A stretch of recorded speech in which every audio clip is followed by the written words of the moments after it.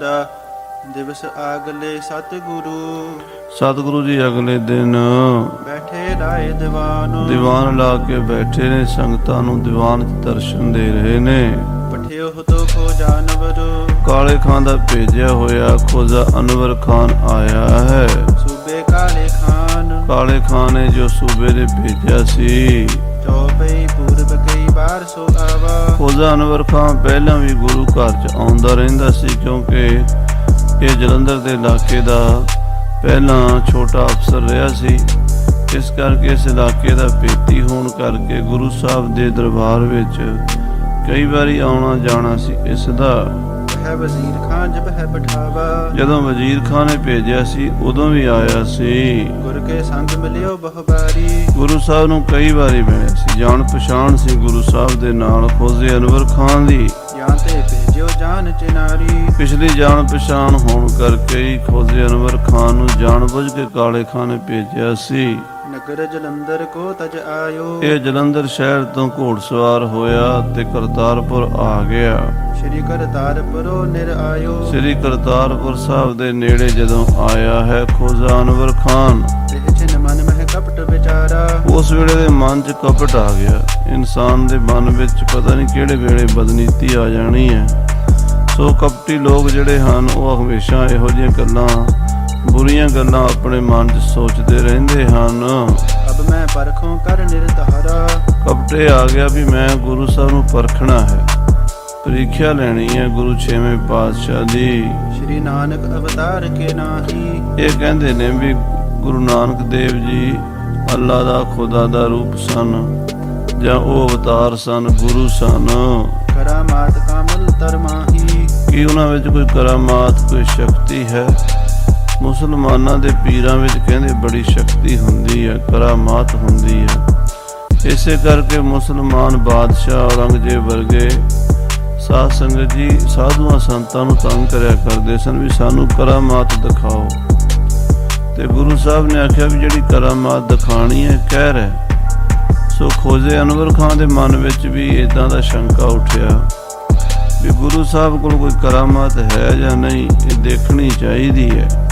ਪ੍ਰਥਮ ਆਪ ਤੋਂ ਮਸਲਤ ਕਰਨੇ। ਪਹਿਲਾਂ ਤਾਂ ਗੁਰੂ ਸਾਹਿਬ ਕੋਲ ਆਉਂਦਾ ਹੁੰਦਾ ਸੀ ਕੋਈ ਸਲਾਹ ਮਸ਼ਵਰਾ ਕਰਨ ਲਈ, ਕੋਈ ਸਰਕਾਰੀ ਗੱਲਬਾਤ ਹੁੰਦੀ ਸੀ ਗੁਰੂ ਸਾਹਿਬ ਨਾਲ ਕਰਨ ਵਾਸਤੇ ਆਉਂਦਾ ਸੀ ਅਨਵਰ ਖਾਨ। ਅਬ ਕਹਿ ਗੁਰੂ ਪ੍ਰਾਨ ਹਮ ਹਰਨੇ। ਐਤਕੀ ਤੇ ਅਸੀਂ ਗੁਰੂ ਨੂੰ ਮਾਰ ਹੀ ਦੇਣਾ, ਐਤਕੀ ਤਾਂ ਅਸੀਂ ਗੁਰੂ ਨੂੰ ਖਤਮ ਕਰ ਦੇਣਾ, ਗੁਰੂ ਦੇ ਪ੍ਰਾਣ ਲੈ ਲੈਣੇ ਨੇ, ਐਤਕੀ ਗੁਰੂ ਦਾ ਕਤਲ ਕਰ ਦੇਣਾ ਹੈ। ਐਵੇਂ ਵਿਚਾਰ ਕਰ ਦੋਏ ਦਿਨਾਰ। ਇਸ ਤਰ੍ਹਾਂ ਮਨ ਵਿੱਚ ਵਿਚਾਰ ਕਰਕੇ ਗੁਰੂ ਸਾਹਿਬ ਦੇ ਲਈ ਸਿਰਫ 2 ਦਿਨਾਰ ਕੱਢੇ ਹਨ। 2 ਮੋਹਰਾਂ ਕਹਿ ਲਓ ਸੋਨੇ ਦੀਆਂ, 2 ਰੁਪਈਏ ਕਹਿ ਲਓ, ਇਸਨੇ ਮੱਥਾ ਟੇਕਣ ਦੀ ਜੇਬ ਚੋਂ ਕੱਢੇ ਹਨ। ਦੋਨੋਂ ਹੱਥਨ ਪਰ ਤਬ ਤਹਾਰ। ਇੱਕ ਹੱਥ ਵਿੱਚ ਇੱਕ ਤੇ ਦੂਜੇ ਹੱਥ ਦੂਜਾ ਦਿਨਾਰ ਪਕੜ ਲਿਆ ਹੈ। ਤੇਰੇ ਹੱਥ ਕਰ ਇੱਕ ਛਪਾਈ। ਤੇ ਇੱਕ ਹੱਥ ਦੇ ਥੱਲੇ ਛੁਪਾ ਲਿਆ ਹੈ ਤੇ ਇੱਕ ਹੱਥ ਦੀ ਤਲੀ ਦੇ ਉੱਤੇ ਰੱਖ ਲਿਆ। ਯਾਨੀ ਇਹ ਖੱਬੇ ਹੱਥ ਦੇ ਉੱਤੇ ਜਿਹੜਾ ਦਿਨਾਰ ਸੀ ਉਹਦੇ ਉੱਤੇ ਸੱਜੀ ਤਲੀ ਆ ਗਈ, ਸੱਜਾ ਹੱਥ ਆ ਗਿਆ, ਤੇ ਉੱਪਰ ਵਾਲਾ ਜਿਹੜਾ ਸੀ ਉਹ ਉੱਤੇ ਦਿਸਦਾ ਹੈ, ਥੱਲੇ ਵਾਲਾ ਨਹੀਂ ਦਿਸਦਾ।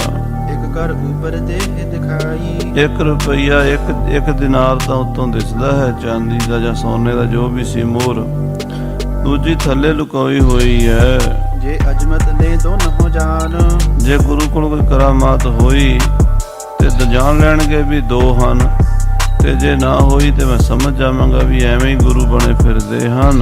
ਆਪਣੀ ਭੇਟ ਧਰਾਏ ਬਖਾਨ। ਆਪਣੀ ਭੇਟਾ ਆਪੇ ਰਖਾ ਲੈਣਗੇ ਵੀ ਦੂਜੀ ਮੋਹਰ ਕਿਉਂ ਛੁਪਾਈ ਹੈ, ਉਹ ਵੀ ਦੇ ਦੇ, ਮੰਗ ਲੈਣਗੇ। ਜਿਵੇਂ ਭਾਈ ਮੱਖਣ ਸ਼ਾਹ ਲਵਾਣੇ ਨੇ 22 ਮੰਜੀਆਂ ਗੁਰੂਆਂ ਦੀਆਂ ਲੱਗੀਆਂ ਵੇਖ ਕੇ ਬਾਬੇ ਬਕਾਲੇ ਵਿੱਚ ਫੁਰਨਾ ਕੀਤਾ ਸੀ ਵੀ ਜਿਹੜਾ ਪੂਰਾ ਗੁਰੂ ਹੋਵੇਗਾ ਉਹ ਆਪਣੇ 500 ਮੋਹਰਾਂ ਮੰਗ ਲਏਗਾ।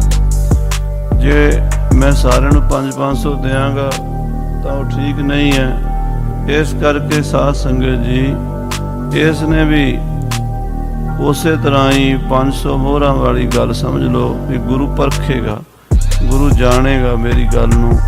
2 ਮੋਹਰਾਂ ਲਈਆਂ, ਇੱਕ ਮੋਹਰ ਥੱਲੇ, ਦੂਜੀ ਹੱਥ ਦੇ ਉੱਤੇ ਰੱਖੀ ਹੋਈ ਹੈ।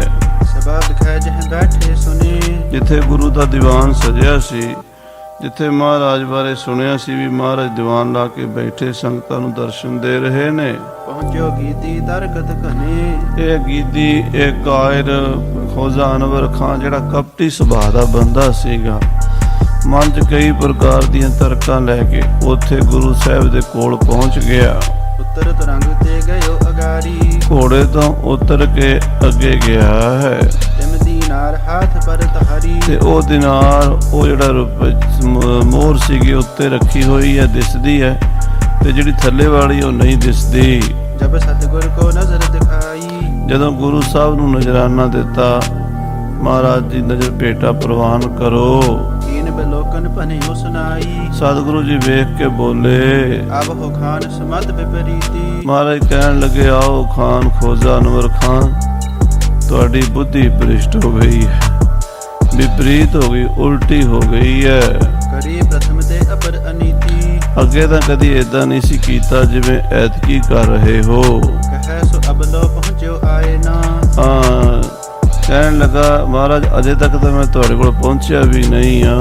ਕਹਾਂ ਕੁਮਤ ਕੀਏ ਦੇਹੋ ਬਤਾਵਨ।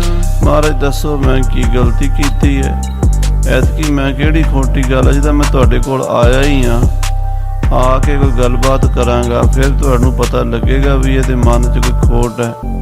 ਮੈਂ ਤਾਂ ਤੁਹਾਡੇ ਕੋਲ ਆ ਕੇ ਖੜਿਆ ਹੀ ਆ, ਤੇ ਇੰਨੇ ਚਿਰ 'ਚ ਮੈਂ ਕਿਹੜੀ ਮਾੜੀ ਗੱਲ ਸੋਚ ਲਈ ਹੈ ਜਾਂ ਕਰ ਲਈ ਹੈ। ਸੁਨ ਗੁਰ ਉਚਰਿਓ ਜਬ ਜਗ ਫੂਟੈ। ਮਹਾਰਾਜ ਕਹਿਣ ਲੱਗੇ, ਜਦੋਂ ਦੋਵੇਂ ਟੁੱਟਣਗੇ ਤਿਸ ਕੋ ਛਤਰ ਤੁਰਤ ਹੀ ਕੂਟੈ। ਕਹਿੰਦੇ ਜਦੋਂ ਦੋ ਟੁੱਟ ਜਾਂਦੇ ਉਹਨੂੰ ਸ਼ਤਰੂ ਦੋਵੇਂ ਪਾਸਿਓਂ ਕੁੱਟ ਲੈਂਦੇ ਹਨ। ਘਰ ਲਗ ਜਾਨ ਨ ਦੇਹੇ ਸੁਜਾਨ।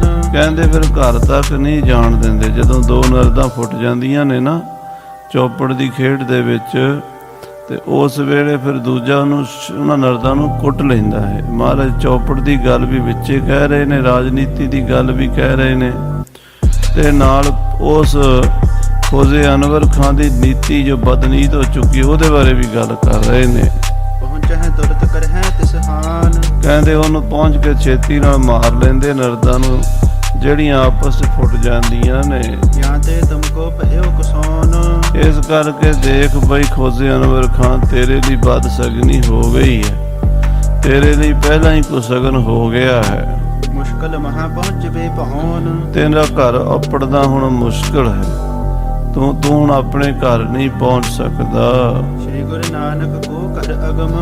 ਇਹ ਗੁਰੂ ਨਾਨਕ ਦਾ ਘਰ ਹੈ, ਅਗੰਮ ਹੈ, ਇਹਦੇ ਤੱਕ ਕਿਸੇ ਦੀ ਪਹੁੰਚ ਨਹੀਂ ਹੈ। ਸਭ ਤੇ ਵੱਡਾ ਸਤਿਗੁਰੂ ਨਾਨਕ, ਜਿਨ ਕਲ ਰਾਖੀ ਮੇਰੀ। ਮਹਾਰਾਜ ਕਹਿੰਦੇ, ਖੋਜਾ ਅਨਵਰ ਖਾਂ, ਤੂੰ ਗਲਤੀ ਕੀਤੀ ਹੈ, ਤੂੰ ਬੜੀ ਮਨ ਦੇ ਵਿੱਚ ਖੋਟ ਸੋਚੀ ਹੈ। ਧਿਆਨ ਚਲਹਿ ਛਤਰ ਕੋ ਛਦਮ। ਇੱਥੇ ਵੈਰੀ ਦਾ ਛਲ ਕਪਟ ਨਹੀਂ ਚੱਲਦਾ।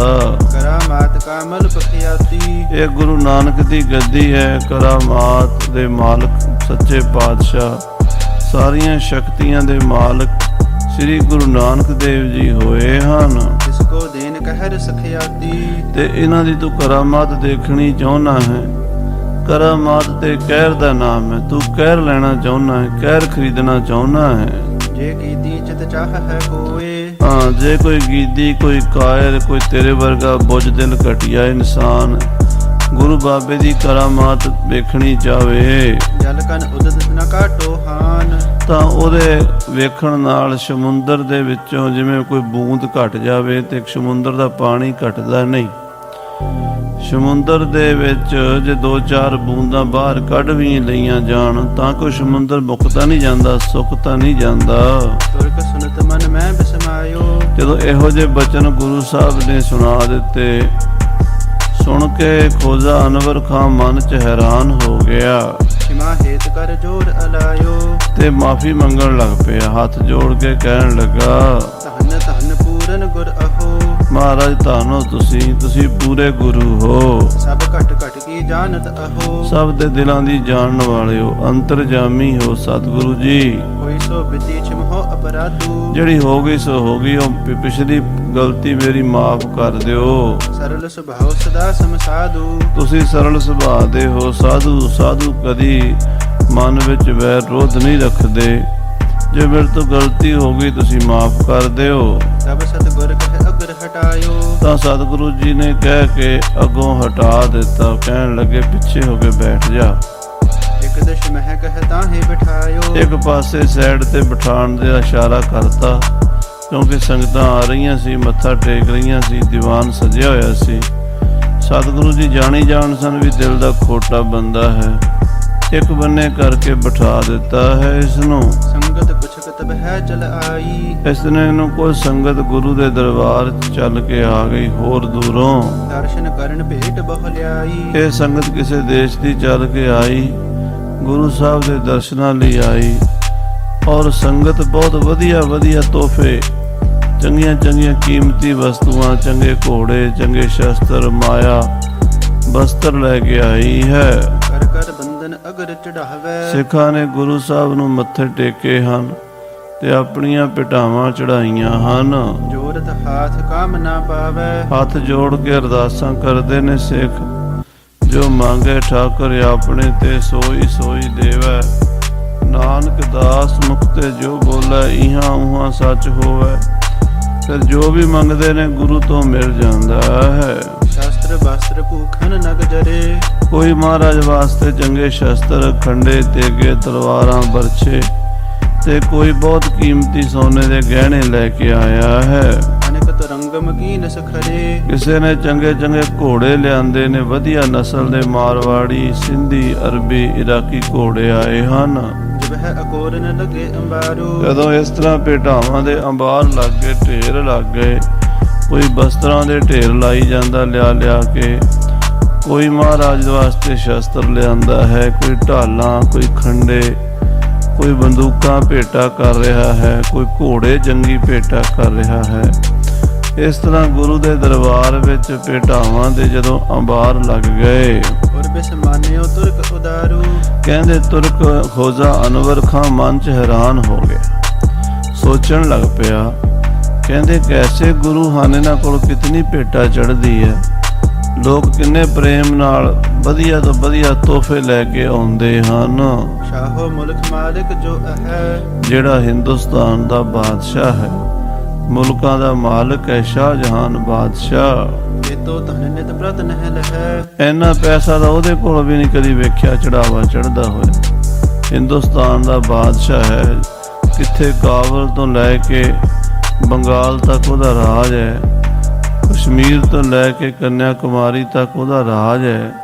ਸਾਰੇ ਹਿੰਦੁਸਤਾਨ ਦਾ ਮਾਲਕ ਹੈ ਉਹ, ਤੇ ਉਹਦੇ ਕੋਲ ਵੀ ਕਦੀ ਇੰਨੀਆਂ ਭੇਟਾਵਾਂ, ਇੰਨੇ ਤੋਹਫੇ, ਨਜ਼ਰਾਨੇ ਨਹੀਂ ਆਏ ਜਿੰਨੇ ਗੁਰੂ ਸਾਹਿਬ ਦੇ ਦਰਬਾਰ ਵਿੱਚ ਹੁਣੇ ਵੇਖਦਿਆਂ ਵੇਖਦਿਆਂ ਹੀ ਚੜਾਵੇ ਚੜ ਗਏ ਹਨ।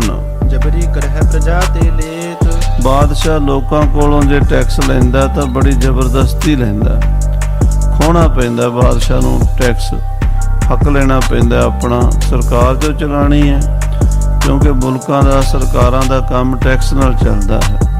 ਇਹ ਤਾਂ ਪੁਰਾਣੀ ਬਹੁਤ ਲੱਖਾਂ ਸਾਲਾਂ ਤੋਂ, ਹਜ਼ਾਰਾਂ ਸਾਲਾਂ ਤੋਂ ਸਿਸਟਮ ਚੱਲਿਆ ਹੁੰਦਾ। ਸੋ ਬਾਦਸ਼ਾਹ ਲੋਕਾਂ ਕੋਲੋਂ ਹਿੱਸਾ ਲੈਂਦਾ, ਉਹਨਾਂ ਦੀ ਜ਼ਮੀਨ ਵਿੱਚੋਂ, ਦੁਕਾਨਦਾਰੀ ਵਿੱਚੋਂ, ਕਾਰੋਬਾਰਾਂ ਵਿੱਚੋਂ ਟੈਕਸ ਲੈਂਦਾ, ਜ਼ਬਰਦਸਤੀ ਲੈਂਦਾ ਹੈ। ਦੁਖੀ ਹੋਏ ਜੇ ਤਕ ਨਰ ਦੇਤ। ਜਿੰਨੇ ਵੀ ਟੈਕਸ ਦਿੰਦੇ ਨੇ ਉਹ ਦੁਖੀ ਹੋ ਕੇ ਦਿੰਦੇ ਨੇ। ਕਦੀ ਕਿਸੇ ਨੇ ਟੈਕਸ ਤਾਰਿਆ ਖੁਸ਼ੀ ਨਾਲ ਨਹੀਂ ਤਾਰਿਆ। ਭਾਵੇਂ ਕਿਸੇ ਵੀ ਮੁਲਕ ਵਿੱਚ ਹੋਵੇ, ਟੈਕਸ ਦੇਣਾ ਪੈਂਦਾ ਸਰਕਾਰ ਨੂੰ, ਪਰ ਜਿਹੜਾ ਦਿੰਦਾ ਟੈਕਸ ਉਹ ਸੋਚਦਾ ਮੈਂ ਇੰਨੀ ਮਿਹਨਤ ਨਾਲ ਪੈਸੇ ਕਮਾਏ ਸੀ, ਸਰਕਾਰ ਲੈ ਚੱਲੀ ਹੈ। ਸੋ ਲੋਕ ਟੈਕਸ ਦਿੰਦੇ ਨੇ, ਮਜਬੂਰੀ ਹੈ ਲੋਕਾਂ ਦੀ, ਦੇਣਾ ਪੈਂਦਾ, ਸਰਕਾਰ ਦੀ ਵੀ ਮਜਬੂਰੀ ਹੈ, ਉਹਨਾਂ ਨੂੰ ਲੈਣਾ ਪੈਂਦਾ, ਪਰ ਖੁਸ਼ੀ ਨਾਲ ਲੋਕ ਨਹੀਂ ਦਿੰਦੇ।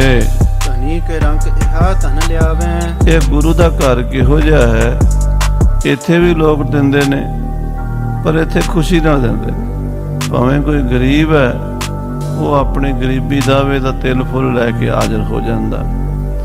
ਜੇ ਕੋਈ ਅਮੀਰ ਹੈ ਤੇ ਉਹ ਆਪਣੀ ਹੈਸੀਅਤ ਦੇ ਮੁਤਾਬਕ ਗੁਰੂ ਘਰ 'ਚ ਸੇਵਾ ਕਰਦਾ ਹੈ, ਆਪਣਾ ਦਸਵੰਧ ਦਿੰਦਾ ਹੈ। ਇੱਥੇ ਸਾਰੇ ਹੀ ਗਰੀਬ ਵੀ ਤੇ ਅਮੀਰ ਵੀ ਭੇਟਾ ਚੜਾਉਂਦੇ ਹਨ। ਅਰਪਨ ਆਨੰਦਤ ਸੀਸ ਨਿਵਾਵੇਂ। ਬੜੀ ਖੁਸ਼ੀ ਖੁਸ਼ੀ ਸਿੱਖ ਆਪਣੀਆਂ ਭੇਟਾਵਾਂ ਅਰਪਣ ਕਰਕੇ ਗੁਰੂ ਨੂੰ ਮੱਥਾ ਟੇਕਦੇ ਹਨ। ਕਰ ਜੋੜਤ ਪੁਨ ਬਿਨੈ ਬਖਾਨੈ। ਹੱਥ ਜੋੜਦੇ ਨੇ, ਗੁਰੂ ਨੂੰ ਅਰਦਾਸ ਕਰਦੇ ਨੇ ਵੀ ਗੁਰੂ ਸਾਡੀ ਭੇਟਾ ਪ੍ਰਵਾਨ ਕਰ ਲਵੇ, ਗੁਰੂ ਸਾਡੇ ਕਾਰਜ ਰਾਸ ਕਰ ਦਵੇ। ਯਾ ਖੁਦਾਏ ਧਨ ਆਏ ਮਹਾਨੈ। ਹਾਂ, ਖੋਜਾ ਅਨਵਰ ਖਾਂ ਆਪਣੇ ਮਨ 'ਚ ਸੋਚੀ ਜਾਂਦਾ ਦੇਖ ਦੇਖ, ਯਾ ਖੁਦਾ ਇੰਨਾ ਪੈਸਾ ਹੁੰਦਾ, ਇੰਨੀ ਆਮਦਨ ਗੁਰੂ ਕੋਲ ਹੈ, ਇੰਨੀ ਤਾਂ ਕਿਸੇ ਰਾਜੇ ਮਹਾਰਾਜੇ ਕੋਲ ਵੀ ਨਹੀਂ। ਇਸ ਤਰ੍ਹਾਂ ਦੇ ਬਾਦਸ਼ਾਹ ਨੂੰ ਵੀ ਕੋਈ ਨਜ਼ਰਾਨਾ ਨਹੀਂ ਦਿੰਦਾ। ਜਿਵੇਂ ਲੋਕ ਇਹਨਾਂ ਨੂੰ ਲਿਆ ਲਿਆ ਕੇ ਵਧੀਆ ਸੁਗਾਤਾਂ, ਚੰਗੇ ਘੋੜੇ, ਚੰਗੇ ਜੋੜੇ, ਚੰਗੇ ਸ਼ਸਤਰ, ਚੰਗੇ ਬਸਤਰ ਭੇਟਾ ਕਰਦੇ ਨੇ। ਇਤਿਆਦਿਕ ਬਹੁਰ ਦੇ ਵਿਚਾਰਾ। ਇਸ ਤਰ੍ਹਾਂ ਦੀਆਂ ਗੱਲਾਂ ਮਨ ਵਿੱਚ ਵਿਚਾਰਨ ਲੱਗ ਪਿਆ ਖੋਜਾ ਅਨਵਰ ਖਾਨ। ਤਬਲੋਂ ਏਕ ਸਿੱਖ ਸੁਨਿਆਰਾ। ਇੰਨੇ ਨੂੰ ਇੱਕ ਸੁਨਿਆਰਾ ਸਿੱਖ ਆ ਗਿਆ। ਸਿੱਖਾਂ ਦੀਆਂ ਬਹੁਤ ਬਰਾਦਰੀਆਂ, ਇੱਕ ਸੁਨਿਆਰਿਆਂ ਦੀ ਬਰਾਦਰੀ ਹੁੰਦੀ, ਸੋਨੇ ਦਾ ਕੰਮ ਕਰਦੇ, ਜਿਊਲਰ ਜਿਹਨੂੰ ਆਪਾਂ ਕਹਿੰਦੇ ਹਾਂ, ਸੋਨੇ ਦੇ ਗਹਿਣੇ ਬਣਾਉਂਦੇ ਹਨ। ਉਹ ਇੱਕ ਸੁਨਿਆਰਾ ਸਿੱਖ ਆਇਆ ਹੈ। ਅਜਰਜ ਚੌਂਪਰ ਧਰਿਓ ਅਗਾਰੀ। ਉਹਨੇ ਬਹੁਤ ਸੋਹਣਾ ਚੌਪੜ ਗੁਰੂ ਸਾਹਿਬ ਦੇ ਅੱਗੇ ਰੱਖਿਆ ਹੈ। ਚੌਪੜ ਦੀ ਖੇਡ ਹੁੰਦੀ ਸੀ, ਉਹਦੇ ਵਿੱਚ ਸਾਧ ਸੰਗਤ ਜੀ ਚਾਰ ਪਾਸੇ ਨੂੰ ਕੱਪੜਾ ਕੱਟ ਕੇ ਚੌਂਕ ਬਣਾ ਕੇ 16 ਨਰਦਾਂ ਦੀਆਂ ਚਾਰੇ ਪਾਸਿਓਂ ਬਾਜੀ ਖੇਡੀ ਜਾਂਦੀ ਸੀ। ਜਿਵੇਂ ਸ਼ਤਰੰਜ ਦੀ ਬਾਜੀ ਮਸ਼ਹੂਰ ਹੈ, ਚੌਪੜ ਦੀ ਬਾਜੀ ਵੀ ਬਹੁਤ ਪੁਰਾਣੀ ਚੱਲੀ ਆਉਂਦੀ ਹੈ। ਪਾਂਡਵਾਂ ਤੇ ਕੌਰਵਾਂ ਨੇ ਜਦੋਂ ਜੂਆ ਖੇਡਿਆ ਸੀ, ਚੌਪੜ ਨਾਲ ਹੀ ਖੇਡਿਆ ਸੀ। ਜੁਆਰੀ ਲੋਕ ਇਸ ਖੇਡ ਦੀ ਬਹੁਤ ਵਰਤੋਂ ਕਰਦੇ। ਵੈਸੇ ਖੇਡ ਦਿਮਾਗ ਦੀ ਹੈ। ਕਹਿੰਦੇ ਚੌਪੜ ਦੀ ਬਾਜੀ ਉਸ ਸੁਨਿਆਰੇ ਨੇ ਵਧੀਆ ਤਿਆਰ ਕੀਤੀ, ਬੜੀ ਆਲਾ ਦਰਜੇ ਦੀ, ਬਹੁਤ ਪੈਸਾ, ਹਜ਼ਾਰਾਂ ਰੁਪਈਆ ਖਰਚ ਕੇ ਗੁਰੂ ਸਾਹਿਬ ਨੂੰ ਭੇਟਾ ਕੀਤੀ ਹੈ। ਵਸਤਰ ਵਿਚਿਤ੍ਰ ਰਚਿਓ ਚਿਤਕਾਰੀ। ਬੜਾ ਸੋਹਣਾ ਕੱਪੜਾ, ਵਧੀਆ ਮਹਿੰਗਾ ਕੱਪੜਾ ਲਾਇਆ ਹੈ, ਚਿੱਤਰਕਾਰੀ ਕੀਤੀ ਵਿੱਚ। ਉਹਦੇ ਵਿੱਚ ਖਾਨੇ ਬਣਾਏ ਹੁੰਦੇ ਨੇ, ਉਹ ਖਾਨੇ ਬਣਾ ਕੇ ਉਹਦਾ ਫਿਰ ਚੌਂਕ ਪੂਰਿਆ ਹੁੰਦਾ। ਪੂਰੀ ਤਿਆਰੀ ਕਰਕੇ ਵਧੀਆ ਬਣਾ ਕੇ ਚੌਪੜ ਦੀ ਉਹ ਬਾਜੀ ਲੈ ਕੇ ਆਇਆ ਹੈ। ਡਲ ਕੰਚਨ ਕੇ ਨਗ ਵਿੱਚ ਜਰੇ। ਵਿੱਚ ਸੋਨੇ ਦੀਆਂ ਡਲੀਆਂ, ਜਿਹੜੀਆਂ ਡਲ ਜਿਹਨੂੰ ਕਹਿੰਦੇ ਆ, ਜਿਹਨੂੰ ਲਾਈ ਵੀ ਕਹਿੰਦੇ ਆ, ਉਹ ਇਦਾਂ ਪਾ ਕੇ ਸੁੱਟ ਦਿੰਦੇ ਸਾਧ ਸੰਗਤ ਜੀ। ਜੇ 2 ਆ ਜਾਣ ਤੇ ਫਿਰ 2 ਘਰ ਦੇ, 4 ਆ ਜਾਣ 4, 3, ਇਸ ਤਰ੍ਹਾਂ ਹੁੰਦਾ। ਸੋ ਉਹ ਜਿਹੜੀ ਜਿਹਨੂੰ ਡਲ ਕਹਿੰਦੇ ਆ, ਡਾਲੇ, ਉਹ ਵੀ ਬੜੇ ਸੋਨੇ ਦੇ ਬਣੇ ਹੋਏ ਹਨ। ਅਨੇਕ ਰੰਗ ਕੇ ਦੀਪਤ ਖਰੇ। ਰੰਗ ਰੰਗ ਦੇ ਬੜੇ ਸੁੰਦਰ ਡਾਲੇ ਹਨ। ਚਾਮੀ ਕਰ ਕੀ ਨਰਦ ਵਿਸ਼ਾਲਾ। ਤੇ ਨਰਦਾਂ ਵੀ ਸੋਨੇ ਦੀਆਂ ਹੀ ਆ। ਜਿਹੜੀਆਂ 16 ਨਰਦਾਂ ਹਨ, ਉਹ ਵੀ ਸੋਨੇ ਦੀਆਂ ਬਣੀਆਂ ਹੋਈਆਂ ਹਨ। ਚੂਨੀ ਜਰੀ ਜਿਨਹੋ ਮਹਿੰਜਾਲਾ। ਜਿਨ੍ਹਾਂ ਵਿੱਚ ਹੀਰਿਆਂ ਦੀ ਬਰੀਕ ਬਰੀਕ ਕਣੀ ਜੋੜੀ ਹੋਈ ਹੈ। ਬਹੁਤ ਮੂਲ ਕੋ ਬਨਿਓ ਅਜਾਇਬ। ਬੜਾ ਕੀਮਤੀ ਇਹ ਸਾਧ ਸੰਗਤ ਜੀ ਚੌਪੜ ਦਾ ਇਹ ਪਾਸਾ ਹੈ। ਚੌਪੜ ਦੀਆਂ ਖੇਡਾਂ ਹਨ ਸਾਰੀਆਂ ਹੀ। ਅਰਬਿਓ ਆਨ ਅਗਰ ਗੁਰ ਸਾਹਿਬ। ਆ ਕੇ ਗੁਰੂ ਮਹਾਰਾਜ ਦੇ 6ਵੇਂ ਪਾਤਸ਼ਾਹ ਦੇ ਅੱਗੇ ਭੇਟਾ ਕੀਤੀ ਸੁਨਿਆਰੇ ਸਿੱਖ ਨੇ। ਸੋ ਦੇਖਤ ਇਕੱਠੋ ਕਰਵਾਇਓ। ਹਾਂ, ਉਹ ਵੇਖ ਕੇ ਗੁਰੂ ਸਾਹਿਬ ਨੇ ਇਕੱਠਾ ਕਰਵਾ ਲਿਆ। ਦੇ ਪ੍ਰਭ ਜਾਨੋ ਧਰੇ ਟਿਕਾਇਓ। ਤੇ ਉਹ ਕੱਪੜਾ ਇਕੱਠਾ ਕਰਕੇ ਨਾ, ਛੋਟਾ ਜਿਹਾ ਹੁੰਦਾ, ਉਹ 4 ਉਹਦੇ ਲੜ ਹੁੰਦੇ ਨੇ, ਉਹ ਮਹਾਰਾਜ ਨੇ ਇਕੱਠਾ ਕਰਕੇ ਤੇ ਆਪਣੇ ਗੋਡੇ ਥੱਲੇ ਦੱਬ ਲਿਆ। ਜਬ ਸਭ ਸੰਗਤ ਦਰਸ਼ਨ ਕੀਨ। ਜਦੋਂ ਸਾਰੀ ਸੰਗਤ ਦਰਸ਼ਨ ਕਰ ਹਟੀ, ਸਰਬ ਅਕੋਰ ਅਰਪ ਕਰ ਦੀਨ। ਸਾਰਿਆਂ ਨੇ ਆਪਣੀਆਂ ਭੇਟਾਂ ਵੀ ਅਰਪਣ ਕਰ ਦਿੱਤੀਆਂ। ਬੈਠੇ ਮਨੋ ਕਾਮਨਾ ਪਾਏ। ਉਹ ਸਾਰੇ ਆਪੋ ਆਪਣੀਆਂ ਮਨੋ ਕਾਮਨਾ ਪਾ ਰਹੇ ਨੇ, ਗੁਰੂ ਦੇ ਦਰਬਾਰ 'ਚ ਬੈਠੇ ਹੋਏ ਨੇ। ਤਬ ਅਨਵਰ ਬੋਲਿਓ ਇਸ ਭਾਏ। ਤਾਂ ਖੋਜਾ ਅਨਵਰ ਖਾਂ ਬੋਲਿਆ, ਸੁਨੋ ਪੀਰ ਕਿਆ ਮਨ ਮਹਿ ਭਾਇਓ। हे ਪੀਰ ਜੀ, ਆਪ ਜੀ ਦੇ ਮਨ ਵਿੱਚ ਕਿਆ ਖਿਆਲ ਚੱਲ ਰਿਹਾ ਹੈ? ਬੇਰੁਖ ਤੌਰ ਹਮ ਹੈ ਦਿਖਰਾਇਓ। ਮੇਰੇ ਵੱਲ ਐਤਕੀ ਬੇਰੁਖੀ ਕਰ ਰਹੇ ਹੋ। ਅੱਗੇ ਤਾਂ ਮੈਂ ਜਦੋਂ ਵੀ ਆਉਂਦਾ ਤੁਸੀਂ ਬੜੇ ਪ੍ਰੇਮ ਨਾਲ ਮਿਲਦੇ ਸੀ, ਖੁਸ਼ ਹੋ ਕੇ ਮਿਲਦੇ ਸੀ। ਐਤਕੀ ਤੁਹਾਨੂੰ ਪਤਾ ਨਹੀਂ ਕੋਈ ਮੇਰੇ ਨਾਲ ਨਾਰਾਜ਼ਗੀ ਹੈ ਕਿ ਤੁਸੀਂ ਮੇਰੇ ਵੱਲ ਰੁਖ ਨਹੀਂ ਕਰ ਰਹੇ, ਵੱਖਰਾ ਜਿਹਾ ਕਰਕੇ ਮੈਨੂੰ ਬਿਠਾ ਦਿੱਤਾ ਹੈ। ਅੱਗੇ ਤਾਂ ਮਹਾਰਾਜ ਬੜੇ ਪ੍ਰੇਮ ਨਾਲ ਮਿਲਦੇ ਸੀ ਮੈਨੂੰ, ਐਤਕੀ ਮਹਾਰਾਜ ਤੁਸੀਂ ਥੋੜੇ ਜਿਹੇ ਰੁੱਖੇ ਹੋ ਕੇ ਮਿਲੇ ਹੋ। ਮਿਲਤੇ ਪ੍ਰੀਤ ਸਮੇਤ ਹਮੇਸ਼। ਪ੍ਰੇਮ ਨਾਲ ਮਿਲਦੇ ਸੀ ਹਮੇਸ਼ਾ ਹੀ। ਦੇਣ ਲੈਣ ਕਰ ਕਾਰ ਅਸ਼ੇਸ਼। ਲੈਣ ਦੇਣ ਦੀ ਜਿਹੜੀ ਕਾਰ ਹੈ ਉਹ ਵੀ ਮਹਾਰਾਜ ਕਰਦੇ ਸੀ। ਭਾਵ ਮੈਨੂੰ ਸਰੋਪਾ ਵੀ ਦਿੰਦੇ ਸੀ ਤੇ ਮੇਰੇ ਕੋਲੋਂ ਭੇਟਾ ਵੀ ਲੈਂਦੇ ਸੀ। ਬਹੁਤ ਪਿਆਰ ਕਰਦੇ ਸੀ ਮੈਨੂੰ ਅੱਗੇ। ਐਤਕੀ ਮਹਾਰਾਜ ਤੁਹਾਡਾ ਰੁਖ ਕੁਝ ਬਦਲਿਆ ਹੋਇਆ। ਐਤਕੀ ਤੁਹਾਡੇ ਤੇਵਰ ਬਦਲੇ ਹੋਏ ਹਨ। ਇਰਾਦਾ ਕੁਝ ਹੋਰ ਲੱਗਦਾ ਤੁਹਾਡਾ ਗੁਰੂ ਜੀ। ਅਬ ਕੇ ਲਈ ਨਜ਼ਰ ਵੀ ਨਹੀਂ, ਤੇ ਮੇਰੇ ਕੋਲੋਂ ਭੇਟਾ ਵੀ ਨਹੀਂ ਲਈ, ਨਜ਼ਰਾਨਾ ਵੀ ਨਹੀਂ ਲਿਆ ਐਤਕੀ। ਅਪਰ ਬਾਤ ਕਰਨੀ ਕਿਤ ਰਹੀ, ਗੱਲਬਾਤ ਕਰਨੀ ਤਾਂ ਕਿਤੇ ਰਹੀ, ਮੇਰੀ ਭੇਟਾ ਵੀ ਨਹੀਂ ਕਬੂਲੀ। ਗਨ ਰੰਕਨ ਕੀ ਦ੍ਰਿਸ਼ ਰੁਖ ਕਰੋ, ਮਹਾਰਾਜ ਗਰੀਬ ਸਿੱਖਾਂ ਵੱਲ ਤਾਂ ਰੁਖ ਕਰ ਰਹੇ ਹੋ। ਇੰਨੇ ਗਰੀਬ ਜੇ ਲੋਕ ਆਉਂਦੇ, ਕੋਈ ਪੰਜੀ ਕੋਈ ਦਸੀ ਮੱਥਾ ਟੇਕਦਾ, ਉਹਦਾ ਵੀ ਹਾਲ ਚਾਲ ਪੁੱਛਦੇ ਹੋ, ਸੁੱਖ ਸ਼ਾਂਤ ਪੁੱਛਦੇ ਹੋ, ਸਿੱਖਾਂ ਵੱਲ ਇੰਨਾ ਰੁਖ ਕਰਦੇ ਹੋ, ਤੇ ਮੇਰੇ ਵੱਲ ਮਹਾਰਾਜ ਜੀ ਰੁਖ ਨਹੀਂ ਕਰਦੇ, ਧਿਆਨ ਨਹੀਂ ਦਿੰਦੇ। ਲੈ ਲੈ ਨਜ਼ਰ ਸੰਭਾਰ ਨ ਧਰੋ, ਸਿੱਖਾਂ ਦੀਆਂ ਨਜ਼ਰਾਨੇ ਭੇਟਾਵਾਂ ਲੈ ਲੈ ਕੇ ਸੰਭਾਲ ਸੰਭਾਲ ਕੇ ਰੱਖਦੇ ਹੋ। ਤੇ ਮੈਂ ਵੀ ਤਾਂ ਤੁਹਾਡੇ ਕੋਲ ਅੱਗੇ ਕਈ ਵਾਰੀ ਆਇਆ ਹਾਂ, ਮੇਰੀ ਭੇਟਾ ਗੁਰੂ ਜੀ ਕਿਉਂ ਨਹੀਂ ਸਵੀਕਾਰ ਕਰਦੇ। ਕਹਿ ਸ਼੍ਰੀ ਹਰਗੋਬਿੰਦ ਸੁਜਾਨਾ, ਖੋਜੇ ਅਨਵਰ ਖਾਨ ਦੀ ਗੱਲ ਸੁਣ ਕੇ ਮਹਾਰਾਜ ਮੀਰੀ ਪੀਰੀ ਦੇ ਮਾਲਕ ਛੇਵੇਂ ਪਾਤਸ਼ਾਹ ਜੀ ਬੋਲੇ, ਸੁਨਹੁ ਖਾਨ ਸਭ ਕਰ ਹੈ ਬਖਾਨਾ, ਕਹਿਣ ਲੱਗੇ ਖਾਨ ਸੁਣ, ਤੈਨੂੰ ਦੱਸਦੇ ਹਾਂ। ਪ੍ਰੀਤ ਪ੍ਰੀਤ ਕੀ ਸਮ ਪੈ ਪਾਨੀ, ਹਾਏ ਹਾਏ ਹਾਏ, ਮਹਾਰਾਜ ਕਹਿੰਦੇ ਪ੍ਰੇਮ ਦੀ ਜਿਹੜੀ ਰੀਤ ਹੈ ਨਾ, ਇਹ ਦੁੱਧ ਤੇ ਪਾਣੀ ਦੀ ਹੈ। ਹਾਂਜੀ, ਮੇਰੇ ਤਾਂ ਹੋਤ ਹੈ ਏਕ ਸਮਾਨੀ, ਦੁੱਧ ਤੇ ਪਾਣੀ ਜਦੋਂ ਮਿਲਦੇ ਨੇ ਇੱਕੋ ਜਿਹੇ ਹੋ ਜਾਂਦੇ ਨੇ। ਦੁੱਧ 'ਚ ਪਾਣੀ ਪਾ ਦਿਓ, ਪਾਣੀ 'ਚ ਦੁੱਧ ਪਾ ਦਿਓ, ਤੇ ਰਲ ਜਾਂਦੇ ਨੇ, ਇੱਕ ਮਿੱਕ ਹੋ ਜਾਂਦੇ ਨੇ। ਜਬ ਮਿਲ ਹੈ ਕੋ ਕਪਟ ਖਟਾਈ, ਤੇ ਜੇ ਵਿੱਚ ਕੋਈ ਕਪਟ ਪਾ ਦੇਵੇ, ਖਟਾਈ ਪਾ ਦੇਵੇ, ਦੁੱਧ ਤੇ ਪਾਣੀ ਦੀ ਲੱਸੀ ਬਣ ਜਾਵੇ, ਦੁੱਧ ਪਾਣੀ ਇੱਕੋ ਜਿਹੇ ਹੋ ਗਏ। ਤੇ ਜੇ ਕੋਈ ਖੱਟਾ ਵਿੱਚ ਪਾ ਦੇਵੇ, ਲਗ ਹੈ ਨ ਬਿਲਮ ਤੁਰਤ ਬਿਲ ਗਾਈ, ਉਹ ਖੱਟਾ ਜਿਹੜਾ ਹੈ ਨਾ, ਉਹਨੂੰ ਦੁੱਧ ਨੂੰ ਤੇ ਪਾਣੀ ਨੂੰ ਵੱਖਰਾ ਕਰ ਦਿੰਦਾ ਹੈ। ਇਹ ਖੋਜਾ ਅਨਵਰ ਖਾਨ, ਤੁਹਾਡਾ ਸਾਡਾ ਪ੍ਰੇਮ ਇਦਾਂ ਹੀ ਹੈ, ਦੁੱਧ ਤੇ ਪਾਣੀ ਦਾ ਪ੍ਰੇਮ ਹੈ। ਪ੍ਰੇਮ ਵਿੱਚ ਇੱਕੋ ਜਿਹਾ ਹੋ ਜਾਂਦੇ, ਪਰ ਹੁਣ ਤੁਸੀਂ ਵਿੱਚ ਖਟਿਆਈ ਪਾ ਦਿੱਤੀ ਹੈ, ਉਹਦੇ ਨਾਲ ਪ੍ਰੇਮ ਵੱਖਰਾ ਵੱਖਰਾ ਹੋ ਗਿਆ। ਹਾਂਜੀ, ਬਹੁਰ ਨ ਮਿਲ ਹੈ ਅਨੇਕ ਜਤਨ ਤੇ, ਫਿਰ ਜੇ ਕੋਈ ਮਿਲਾਉਣ ਦੀ ਕੋਸ਼ਿਸ਼ ਵੀ ਕਰੇ ਨਾ, ਯਤਨ ਵੀ ਕਰੇ, ਫਿਰ ਮਿਲਦੇ ਨਹੀਂ ਹੁੰਦੇ। ਇਹ ਸਾਧ ਸੰਗਤ ਜੀ ਮਨ ਜਿਹੜੇ ਨੇ ਨਾ ਟੁੱਟ ਜਾਣ, ਫਿਰ ਕਦੀ ਇਕੱਠੇ ਨਹੀਂ ਹੁੰਦੇ। ਹਾਂਜੀ, ਤਥਾ ਫਰਕ ਪਰ ਹੈ ਮਨ ਮਨ ਤੇ, ਮਨ ਤੋਂ ਮਨ ਦਾ ਫਰਕ ਪੈ ਜਾਂਦਾ।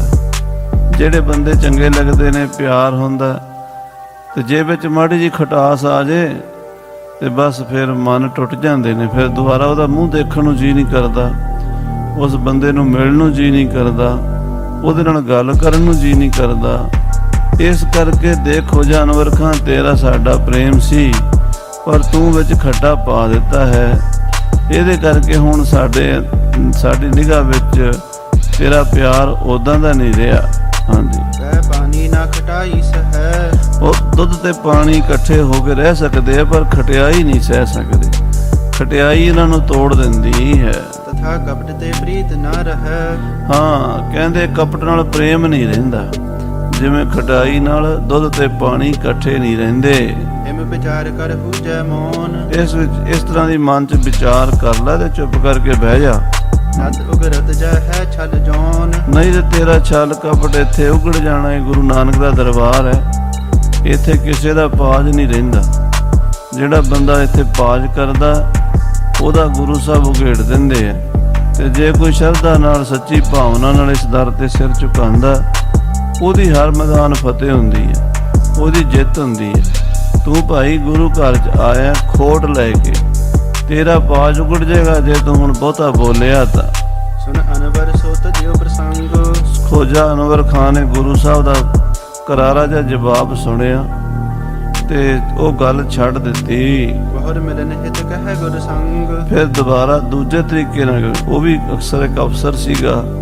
ਇਹ ਜਿਹੜੇ ਅਫਸਰ ਹੁੰਦੇ ਨਾ, ਇਹ ਗੱਲਬਾਤ ਕਰਨ ਦੇ ਇਹਨਾਂ ਨੂੰ ਬੜੇ ਤਰੀਕੇ ਹੁੰਦੇ, ਢੰਗ ਹੁੰਦੇ। ਇੱਕ ਤਰੀਕੇ ਨਾਲ ਗੱਲ ਨਹੀਂ ਹੋਈ, ਦੂਜੇ ਨਾਲ ਕਰ ਲਓ, ਦੂਜੇ ਨਾਲ ਨਹੀਂ ਹੋਈ, ਤੀਜੇ ਨਾਲ ਕਰ ਲਓ। ਫਿਰ ਹੋਰ ਤਰੀਕੇ ਨਾਲ ਗੁਰੂ ਸਾਹਿਬ ਨਾਲ ਮਿਲਾਪ ਕਰਨ ਦੀ ਗੱਲ ਸੋਚਣ ਲੱਗਾ ਤੇ ਕਰਨ ਲੱਗਾ। ਬੈਠੇ ਬੋਲਤ ਪ੍ਰਾਪਤ ਭੇਤ, ਕਹਿੰਦੇ ਆਪਸ 'ਚ ਗੱਲਬਾਤ ਕਰਨ ਨਾਲ ਕੋਈ ਭੇਤ ਲੱਭੇਗਾ, ਇਹ ਮਨ 'ਚ ਸੋਚਦਾ ਵੀ ਗੁਰੂ ਸਾਹਿਬ ਨਾਲ ਮੈਂ ਗੱਲਬਾਤ ਕਰਾਂਗਾ ਤੇ ਗੱਲਾਂ 'ਚੋਂ ਕੋਈ ਗੱਲ ਨਿਕਲੇਗੀ ਵੀ ਇਹਨਾਂ ਦੇ ਦਿਲ ਵਿੱਚ ਕੀ ਹੈ। ਉਹ ਅਸਲ 'ਚ ਗੁਰੂ ਸਾਹਿਬ ਦਾ ਇਰਾਦਾ ਜਾਣਨ ਨਹੀਂ ਆਇਆ ਸੀ ਵੀ ਗੁਰੂ ਸਾਹਿਬ ਜੰਗ ਦੀ ਤਿਆਰੀ ਕਰ ਰਹੇ ਨੇ ਜਾਂ ਨਹੀਂ, ਸ਼ਾਂਤੀ ਚਾਹੁੰਦੇ ਆ ਜਾਂ ਲੜਾਈ ਚਾਹੁੰਦੇ ਆ। ਦੂਸ਼ਣ ਕਰੇ ਨਹੀਂ ਕੁਛ ਦੇਤ, ਜੇ ਚੁੱਪ ਕਰਕੇ ਬੈਠਾ ਰਵਾਂਗਾ ਤੇ ਮੇਰੇ ਆਉਣ ਦਾ ਕੋਈ ਫਾਇਦਾ ਨਹੀਂ। ਇਹਨਾਂ ਨੇ ਕੋਈ ਭੇਤ ਨਹੀਂ ਦੇਣਾ, ਗੱਲ ਕਰਾਂਗਾ ਤੇ ਕੁਝ ਬੋਲਣਗੇ, ਫਿਰ ਬੋਲਣ ਤੋਂ ਮੈਂ ਪਤਾ ਕਰਾਂਗਾ ਵੀ ਇਹ ਕੀ ਚਾਹੁੰਦੇ ਆ। ਹਾਂਜੀ, ਸੁਨੋ ਵੀਰ ਜੀ ਚੌਪਰ ਚਾਰੂ। ਕਹਿੰਦੇ ਸੁਣ ਕੇ ਫਿਰ ਉਹਨੇ ਗੱਲ ਦੁਬਾਰਾ ਸ਼ੁਰੂ ਕਰ ਲਈ। ਵੀਰ ਜੀ ਬੜਾ ਸੋਹਣਾ ਚੌਪੜ ਲੈ ਕੇ ਆਏ ਆ, ਤੁਹਾਡੇ ਵਾਸਤੇ ਕਿਸੇ ਸਿੱਖ ਨੇ ਸੁਨਿਆਰੇ ਨੇ ਬੜਾ ਕੀਮਤੀ ਚੌਪੜ ਲਿਆਂਦਾ ਹੈ। ਜਾਨੂ ਤਰੇ ਧਰਿਓ ਸੰਭਾਲੂ। ਇਹ ਤੁਸੀਂ ਗੋਡੇ ਥੱਲੇ ਸੰਭਾਲ ਕੇ ਰੱਖ ਲਿਆ ਹੈ। ਅਦਭੁਤ ਬਨਿਓ ਪਿਖਨ ਲਲਚਾਵੋਂ। ਮੈਨੂੰ ਇੰਨਾ ਸੋਹਣਾ ਚੌਪੜ ਮੈਂ ਜ਼ਿੰਦਗੀ 'ਚ ਪਹਿਲੀ ਵਾਰੀ ਦੇਖਿਆ। ਮੈਂ ਵੇਖਣਾ ਚਾਹੁੰਦਾ ਆ, ਮੇਰੇ ਮਨ ਵਿੱਚ ਲਾਲਸਾ ਹੋ ਰਹੀ ਹੈ ਵੀ ਇਹ ਚੌਪੜ, ਇਹ ਜਿਹੜਾ ਕੱਪੜਾ ਹੈ ਚੌਪੜ ਦਾ, ਇਹ ਵੇਖਣਾ ਚਾਹੀਦਾ ਕਿੰਨਾ ਸੋਹਣਾ ਬਣਿਆ ਹੈ। ਤੁਮ ਸੋ ਬਾਜੀ ਖੇਲ ਮਚਾਵੋਂ। ਤੇ ਨਾਲੇ ਤੁਹਾਡੇ ਨਾਲ ਇੱਕ ਅੱਧੀ ਬਾਜੀ ਵੀ ਲਾਉਣ ਨੂੰ ਜੀ ਕਰਦਾ। ਉਹਦਾ ਮਤਲਬ ਸੀ ਵੀ ਚੌਪੜ ਦੀ ਬਾਜੀ ਲਾਣਗੇ ਗੁਰੂ ਸਾਹਿਬ, ਤੇ ਗੱਲਾਂ ਗੱਲਾਂ ਵਿੱਚ ਕੋਈ ਗੱਲ ਕਰਨਗੇ, ਤੇ ਮੈਂ ਮਹਾਰਾਜ ਤੁਹਾਡੇ ਨਾਲ ਚੌਪੜ ਖੇਡਣੀ ਵੀ ਚਾਹੁੰਦਾ, ਇੱਕ ਅੱਧੀ ਬਾਜੀ ਲਾ ਹੀ ਲਈਏ। ਧਰਿਏ ਹੈ ਧਨ ਨਿਜ ਦਾਬ ਵਿਚਾਰੀ। ਤੇ ਮਹਾਰਾਜ ਵੀ ਬਾਜੀ ਵੀ ਲਾਣੀ ਹੈ ਨਾ, ਤੇ ਫਿਰ ਆਪਾਂ ਕੁਝ ਮਾਇਆ ਵੀ ਲਾਈਏ, ਨਾਲ ਸ਼ਰਤ ਵੀ ਲਾਈਏ, ਜਾਂ ਪੈਸੇ ਦੀ ਸ਼ਰਤ ਲਾਈਏ, ਜਾਂ ਕੋਈ ਹੋਰ ਸ਼ਰਤ ਲਾਈਏ। ਖੇਲਤ ਜਾਲਿਹੁ ਕਹਿ ਦੇਹੁ ਹਾਰੀ। ਜੇ ਮੈਂ ਹਾਰ ਗਿਆ ਤੇ ਮੈਂ ਦਿਆਂਗਾ, ਜੇ ਤੁਸੀਂ ਹਾਰ ਗਏ ਫਿਰ ਤੁਹਾਨੂੰ ਦੇਣਾ ਪਵੇਗਾ। ਜਿਵੇਂ ਜੁਆਰੀ ਨਹੀਂ ਜੂਆ ਖੇਡਦੇ ਹੁੰਦੇ, ਏਦਾਂ ਖੋਜਾ ਅਨਵਰ ਖਾਂ ਗੁਰੂ ਸਾਹਿਬ ਨੂੰ ਜੂਏ 'ਚ ਪਾਉਣਾ ਚਾਹੁੰਦਾ। ਹਾਂਜੀ, ਸੁਣ ਸ਼੍ਰੀ ਹਰਗੋਬਿੰਦ ਉਚਾਰੀ। ਗੁਰੂ ਹਰਗੋਬਿੰਦ ਸਾਹਿਬ ਖੋਜੇ ਅਨਵਰ ਦੀ ਖੋਟੀ ਬੇਈਮਾਨੀ ਵਾਲੀ ਗੱਲ ਸੁਣ ਕੇ ਬੋਲੇ, ਤੋ ਖੇਲ ਹੈ ਜੂਪ ਜੁਆਰੀ। ਮਹਾਰਾਜ ਕਹਿੰਦੇ ਅਨਵਰ ਖਾਂ ਇਹ ਜੂਆ ਤੇ ਜੁਆਰੀ ਖੇਡਦੇ ਨੇ। ਧਾਰਮਿਕ ਲੋਕ ਸਾਧੂ ਮਹਾਤਮਾ ਗੁਰੂ ਨਾ ਜੂਆ ਖੇਡਦੇ ਨੇ, ਨਾ ਜੁਆਰੀਆਂ ਕੋਲ ਬਹਿੰਦੇ ਨੇ। ਹਾਂਜੀ, ਹਮ ਅੱਲਾਹ ਕੇ ਫਰਕ ਵਿਸਾਲੇ। ਅਸੀਂ ਅੱਲਾਹ ਦੇ ਫਕਰ ਹਾਂ। ਹਮ ਅੱਲਾਹ ਕੇ ਫਕਰ ਵਿਸਾਲੇ, ਅਸੀਂ ਉਸ ਅੱਲਾਹ ਦੇ, ਉਸ ਖੁਦਾ ਦੇ ਬੰਦੇ ਹਾਂ। ਅਸੀਂ ਭਲਾ ਜੂਆ ਖੇਡ ਸਕਦੇ ਹਾਂ, ਸਾਨੂੰ ਜੂਆ ਖੇਡਣ ਦਾ ਹੁਕਮ ਨਹੀਂ ਹੈ। ਭਲ ਉਪਦੇਸ਼ਤ ਭਲੇ ਸੰਭਾਲੇ। ਅਸੀਂ ਤੇ ਲੋਕਾਂ ਨੂੰ ਜੂਆ ਖੇਡਣ ਤੋਂ ਹਟਾਉਂਦੇ ਹਾਂ। ਅਸੀਂ ਤਾਂ ਕਹਿੰਦੇ ਹਾਂ ਵੀ ਜੂਆ ਖੇਡਣਾ ਸਭ ਤੇ ਜਗ ਜੂਆ ਬੁਰੋ, ਸੰਸਾਰ 'ਚ ਜੂਆ ਸਭ ਤੋਂ ਮਾੜੀ ਚੀਜ਼ ਹੈ। ਜੇਕਰ ਚਿਤ ਪਰਚਾ ਤੁਮ ਧਰੋ। ਜੇ ਤੂੰ ਉਦਾਂ ਚਿੱਤ ਪਰਚਾਉਣ ਲਈ ਟਾਈਮ ਪਾਸ ਕਰਨੀ ਖੇਡਣਾ ਤਾਂ ਖੇਡ ਲੈ, ਸ਼ਰਤ ਲਾ ਕੇ ਨਹੀਂ, ਪੈਸਿਆਂ ਦੀ ਨਹੀਂ। ਜੂਆ ਨਹੀਂ ਖੇਡਣਾ, ਚੌਪੜ ਖੇਡਣਾ, ਉਹ ਤੇਰੇ ਨਾਲ ਅਸੀਂ ਬਹਿ ਕੇ ਖੇਡ ਸਕਦੇ ਹਾਂ ਜੇ ਤੂੰ ਖੇਡਣਾ ਚਾਹੁੰਦਾ ਤਾਂ। ਹਾਂਜੀ, ਬਿਨਾ ਦਾਵ ਧਨ ਖੇਲਨ ਕਰੋ। ਮਹਾਰਾਜ ਕਹਿੰਦੇ ਬਿਨਾਂ ਦਾਅ ਦੇ, ਬਿਨਾਂ ਜੂਏ ਦੀ ਸ਼ਰਤ ਦੇ ਉਦਾਂ ਹੀ ਖੇਡ ਖੇਡਣੀ ਹੈ। ਹਾਰ ਜਿੱਤ ਦੀ ਬਾਜੀ ਨਹੀਂ ਲਾਣੀ। ਹਾਰ ਕੇ ਜਿੱਤ ਕੇ ਵੱਖਰੀ ਗੱਲ ਹੈ, ਪਰ ਪੈਸੇ ਲੈਣੇ ਦੇਣੇ ਇਹ ਜੂਆ ਹੁੰਦਾ। ਅਸੀਂ ਜੂਆ ਨਾ ਖੇਡਦੇ ਹਾਂ ਤੇ ਨਾ ਅਸੀਂ ਜੂਆ ਖੇਡਣ ਨੂੰ ਚੰਗਾ ਸਮਝਦੇ ਹਾਂ। ਇਸ ਕਰਕੇ ਤੂੰ ਭਾਈ ਇਹ ਜਿਹੜੀ ਗੱਲ ਹੈ ਨਾ ਆਪਣੇ ਮਨ ਚੋਂ ਕੱਢ ਦੇ। ਅਨਵਰ ਭਨੇ ਛੂਛ ਨਹਿ ਆਛੋ। ਅੱਗੋਂ ਅਨਵਰ ਖਾਂ ਸ਼ਰਾਰਤੀ ਬੰਦਾ ਸੀ, ਕਹਿਣ ਲੱਗਾ ਨਹੀਂ ਮਹਾਰਾਜ ਫਿਰ ਸ਼ਰਤ ਲਾਏ ਬਿਨਾਂ ਖੇਡਣਾ ਕਾਹਦਾ ਖੇਡਣਾ ਹੋਇਆ। ਉਹਨੂੰ ਇਹ ਵੀ ਸੀ ਵੀ ਮੈਂ ਬੜਾ ਤਗੜਾ ਖਿਡਾਰੀ ਹਾਂ ਚੌਪੜ ਦਾ, ਤੇ ਜੇ ਮੈਂ ਸ਼ਰਤ ਲਾਈ ਤੇ ਮੈਂ ਜਿੱਤ ਜਾਣਾ। ਤੇ ਗੁਰੂ ਸਾਹਿਬ ਤੇ ਸਾਧੂ ਆਦਮੀ ਨੇ, ਇਹਨਾਂ ਨੇ ਕਿਹੜਾ ਕਦੀ ਖੇਡਿਆ ਹੋਣਾ। ਜੇ ਮਾੜਾ ਮੋਟਾ ਖੇਡਦੇ ਵੀ ਹੋਣਗੇ ਤੇ ਮੇਰੇ ਵਰਗੇ ਖਿਡਾਰੀ ਦੇ ਸਾਹਮਣੇ ਥੋੜਾ ਖੜਨਗੇ। ਤੇ ਗੁਰੂ ਸਾਹਿਬ ਨੂੰ ਹਰਾਉਣਾ ਚਾਹੁੰਦਾ ਸੀ, ਤੇ ਕੁਝ ਨਾ ਕੁਝ ਪੈਸੇ ਵੀ ਉਹ ਜੂਏ ਦੇ ਤੌਰ ਤੇ ਮੱਠਣਾ ਚਾਹੁੰਦਾ ਸੀ। ਹਾਂਜੀ, ਕੁਛ ਤਰ ਕਰ ਖੇਲਨ ਜਿਤ ਬਾਂਛੋ। ਮਹਾਰਾਜ ਅੱਜ ਮੇਰਾ ਤਾਂ ਇਰਾਦਾ ਹੈ ਕੁਝ ਨਾ ਕੁਝ ਸ਼ਰਤ ਲਾ ਕੇ ਖੇਡੀ। ਕੁਝ ਭਾਵੇਂ 100 ਰੁਪਈਏ ਹੀ ਲਾ ਲਓ, 500 ਲਾ ਲਓ, 2 ਰੁਪਈਏ ਲਾ ਲਓ, 10 ਲਾ ਲਓ, ਪਰ ਲਾਓ ਕੁਝ ਨਾ ਕੁਝ ਮਹਾਰਾਜ ਦਾ ਤੇ।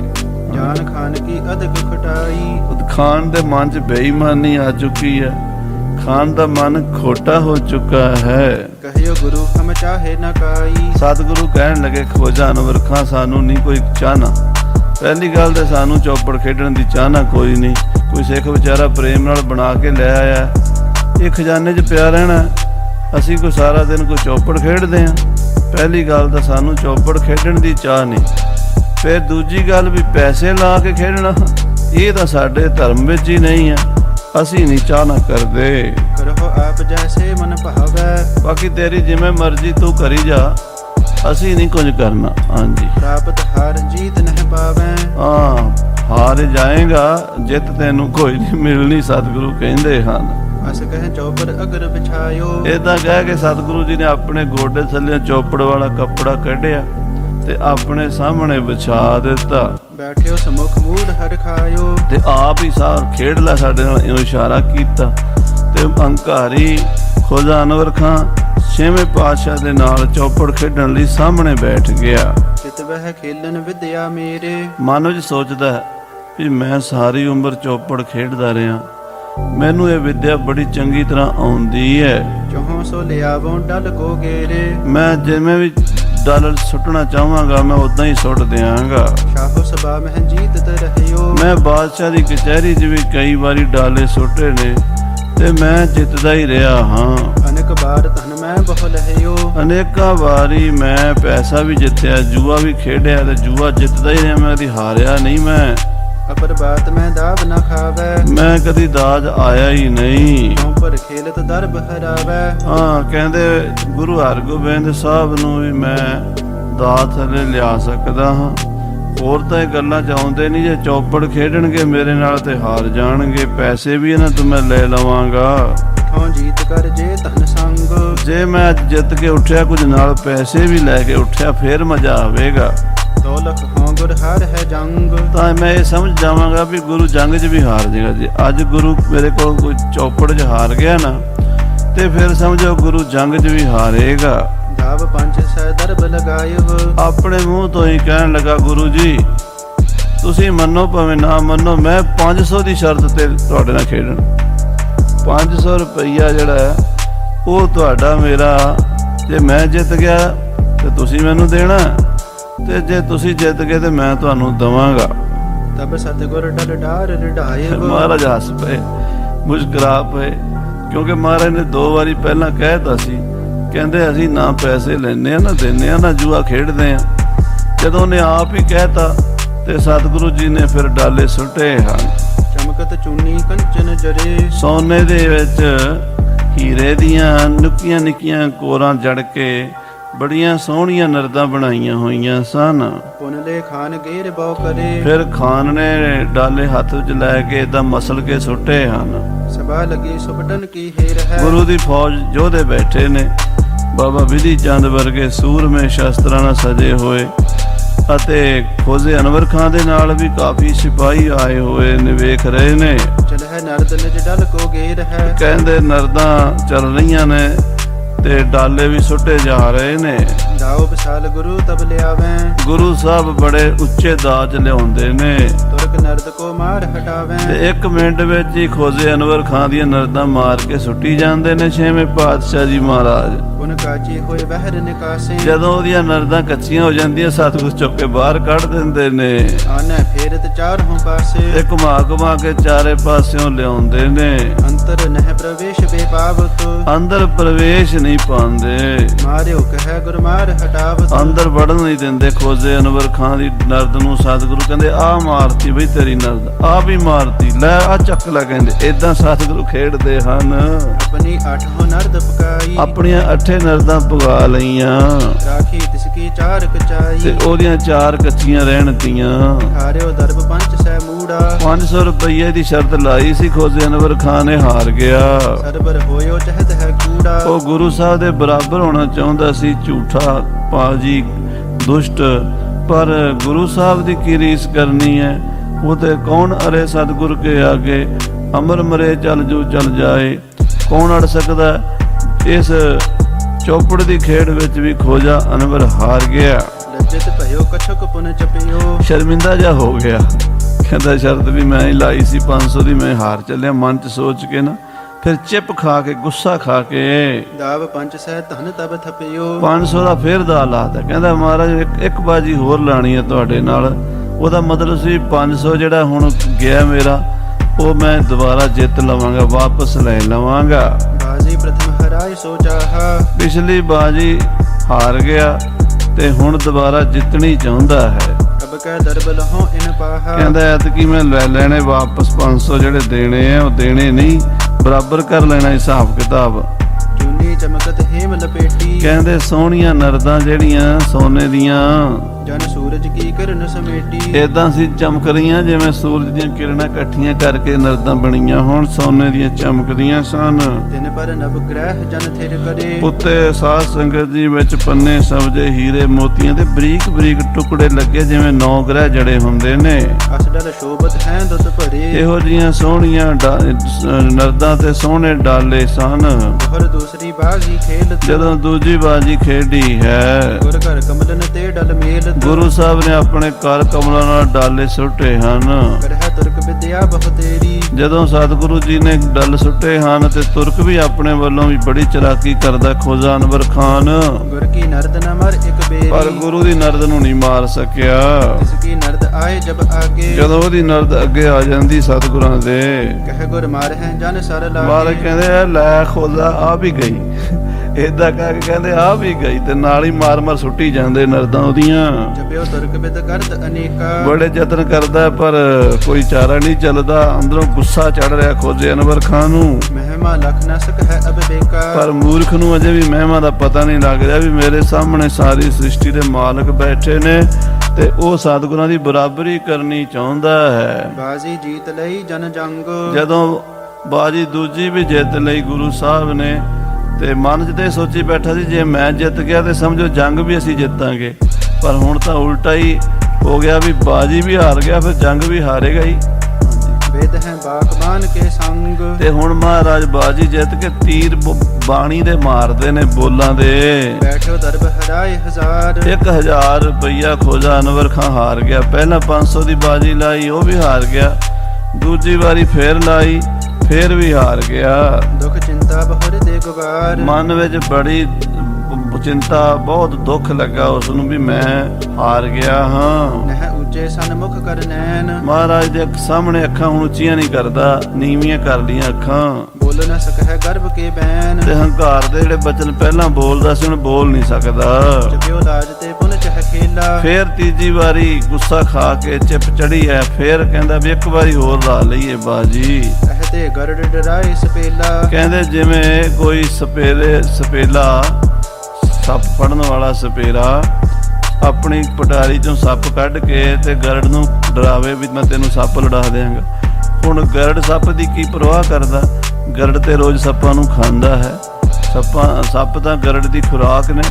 ਤੋ ਜਿਵੇਂ ਸੱਪ ਤੋਂ ਗਰੜ ਡਰਦਾ ਨਹੀਂ ਇਦਾਂ ਗੁਰੂ ਹਰਗੋਬਿੰਦ ਸਾਹਿਬ ਜੀ ਮਹਾਰਾਜ ਇਹਦੀਆਂ ਨਰਦਾਂ ਤੋਂ ਇਹਦੀ ਬਾਜੀ ਤੋਂ ਇਹਦੀ ਖੇਡ ਤੋਂ ਡਰਨ ਵਾਲੇ ਨਹੀਂ ਹਨ। ਦੋਹਰਾ ਫੇਰ ਤੀਸਰੀ ਫੇਰ ਜਬ। ਜਦੋਂ ਤੀਜੀ ਵਾਰ ਫਿਰ ਬਾਜੀ ਦੇਈ ਲਗਾਏ। ਤੀਜੀ ਵਾਰ ਬਾਜੀ ਲਾਈ ਹੈ। ਬਸ ਨਹਿ ਮੂਰਖ ਕੋਚਲ ਹੈ। ਇਹਦਾ ਕੋਈ ਵਸ ਨਹੀਂ ਚੱਲਿਆ। ਦੁੱਖ ਜਤ ਦਰਬ ਹਰਾਏ। ਤੀਜੀ ਵਾਰ ਵੀ ਸਾਧ ਸੰਗਤ ਜੀ ਹਾਰ ਗਿਆ ਸੀ। 1500 ਰੁਪਈਆ ਇਹਨੇ ਜੂਏ 'ਚ ਗੁਰੂ ਸਾਹਿਬ ਨਾਲ ਹਾਰਿਆ ਆਪ ਹੀ ਲਾਇਆ। ਮਹਾਰਾਜ ਕਹਿੰਦੇ ਰਹੇ ਵੀ ਅਸੀਂ ਨਾ ਜੂਆ ਖੇਡਦੇ ਆ ਨਾ ਲੈਨੇ ਆ ਨਾ ਦਿੰਨੇ ਆ। ਪਰ ਇਹ ਕਹਿੰਦਾ ਨਾ ਮੈਂ ਤਾਂ ਬਾਜੀ ਲਾਣੀ ਤੁਹਾਡੇ ਨਾਲ। ਮਹਾਰਾਜ ਕਹਿੰਦੇ ਲਾ ਲੈ ਫਿਰ। ਤਿੰਨੇ ਵਾਰੀ ਹਾਰ ਗਿਆ। ਹੁਣ ਇਹ ਦਰਬਾਰ ਵਿੱਚੋਂ ਮਾਰ ਖਾ ਕੇ ਜਾਏਗਾ ਸ੍ਰੀ ਕਰਤਾਰਪੁਰ ਸਾਹਿਬ ਤੋਂ ਜੁੱਤੀਆਂ ਖਾਂਦਾ ਹੋਇਆ ਤੇ ਜਾ ਕੇ ਕਾਲੇ ਖਾਨ ਨੂੰ ਮਿਲੇਗਾ। ਜੰਗ ਦੀਆਂ ਤਿਆਰੀਆਂ ਕਰਨਗੇ। ਉਹ ਕਥਾ ਆਪਾਂ ਅੱਗੇ ਸਰਵਣ ਕਰਾਂਗੇ।